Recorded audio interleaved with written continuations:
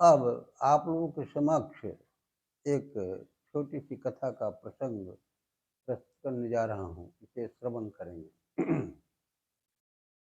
नारद और विष्णु भगवान का ये प्रसंग है। नारद जी भगवान विष्णु ने कहा नारद जी को कि मैं सब में रहता हूँ।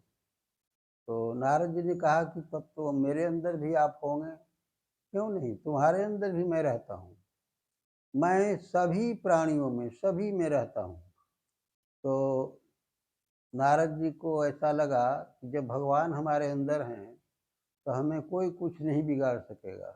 नारद जी अपने 5 साथियों के शिष्यों के साथ कहीं जा रहे थे और मार्ग में, रास्ते में एक पागल हाथी आ रहा था और हाथी पर वो पिलवान जो रहता है और पिलवान इनको कह रहा है, ये रास्ते में अड़ गए कि आज ही भगवान हमको बोले हैं कि मैं सब में रहता हूँ और हमारे अंदर भी बोले हैं कि तुम्हारे अंदर भी रहता हूँ, तो क्यों हटूँ? हाथी हमको क्या मार देगा? नहीं मारेगा।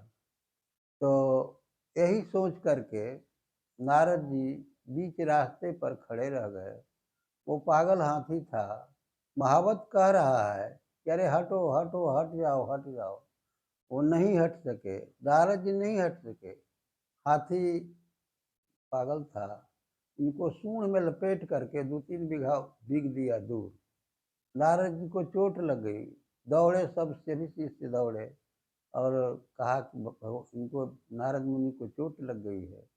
तो नारद जी गए, विष्णु भगवान से कंप्लेन करने गए कि सरकार आज ही बोले थे आप कि तुम्हारे अंदर रहता हूँ, तो जब हमारे अंदर आप थे, तो हाथी हमको सूंड से लपेट के क्यों फेंक दिया? क्यों मार दिया? भगवान ने कहा विष्णु भगवान ने कहा कि अरे वो महावत मना कर रहा था ना, तो महावत के अंदर भी तो मैं था, तो मैं ही ने मना कर रहा था, क्यों नहीं हटा? नहीं हटा तो हाथी मार दिया या सूंड में लपेट करके फेंक दिया, तो इसमें तुम्हारी गलती है ना।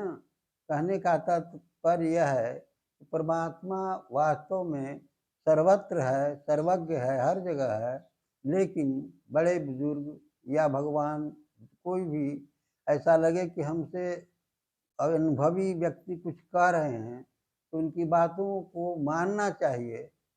नहीं नहीं मानने पर यही परिणाम होता है, वो किसी को भी कष्ट हो सकता है।